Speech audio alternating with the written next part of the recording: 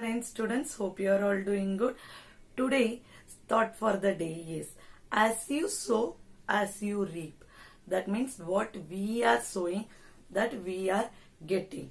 For example, if we are showing a good character towards others, we are helping others, we are giving good advice to the others, we are completing our work on time. When the people see us, they will say that, wow, this child is so good.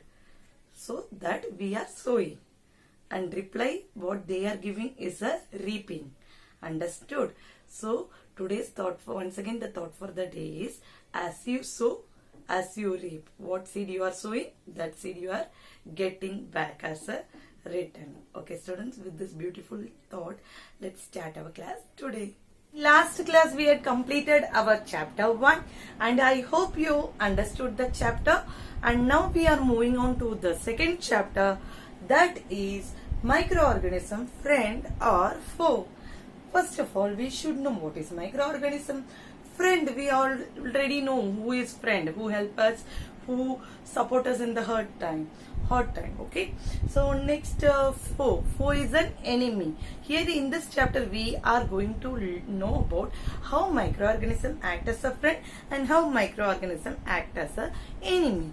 Before going to the topic of friend and foe, first we should know what is microorganism. Microorganism means there are different types of organisms, you know. Living organisms are the plants and animals, we are saying, right? Plant and animals are the organism, living organism, and these living organisms are of different types.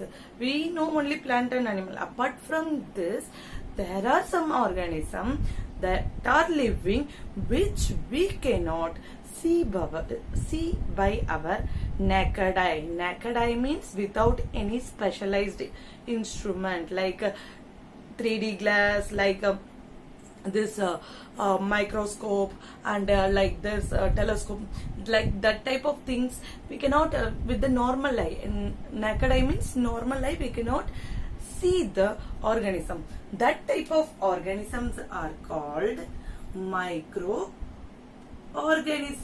The organisms which cannot be seen by our naked eye, normal eye, that type of organisms are called as microorganisms or microbes. So when this, who discovered microorganisms, there is not a proper answer is there, but one thing we can say that in the year of 1660s में Robert Hooke and Anton von Leeuwenhoek, these two people started working on the microorganism research. They started working on the research. Understand student, when they were started doing research, Robert Hooke, he discovered the cell, and Anton von Leeuwenhoek, he made the microscope. Understood? So these people were working on the microorganism study and their appearance, how to see the organism, these all things they were doing. Now this microorganism, how living organism we are classified into plant and animal and microorganism. Like that, these microorganisms are classified into five things. That is, one is virus. Nowadays virus has been removed from the microorganism. Second is bacteria. Third is algae. Fourth is fungi.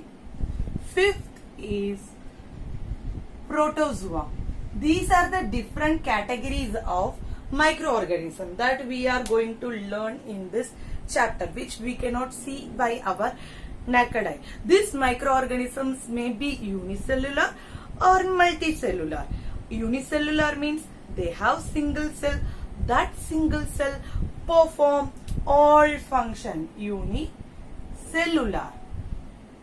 Multicellular means many cells are present on the organism and they form that many cells make tissues together make organ make organ system, and this different organ system make one whole body, whether it is plant or whether it is animal. Understood, students? So what we had learned? We had learned about microorganism. We had learned about the classification of microorganism. We had learned about unicellular, and we had learned about multicellular. Now, where does this microorganism lives? The microorganisms lives everywhere. In air, water, land, in everywhere. These microorganisms are present. But only one thing is that we cannot see through our naked eye. Okay, students, I hope you understood this. And the majority of microorganism, the most common microorganism is bacteria. Bacteria, 70% of the atmosphere, 74% of the surrounding, it contains bacteria. Even our body also contains bacteria. In our stomach, for digestion, one bacteria is helping, that is Enterobacteria. Enterobacteria is a bacteria that helps in the digestion of the food. That is present in our digestion of the food, not in the intestine. Intestine it is present. Okay, and another one bacteria, it is present in the teeth of us.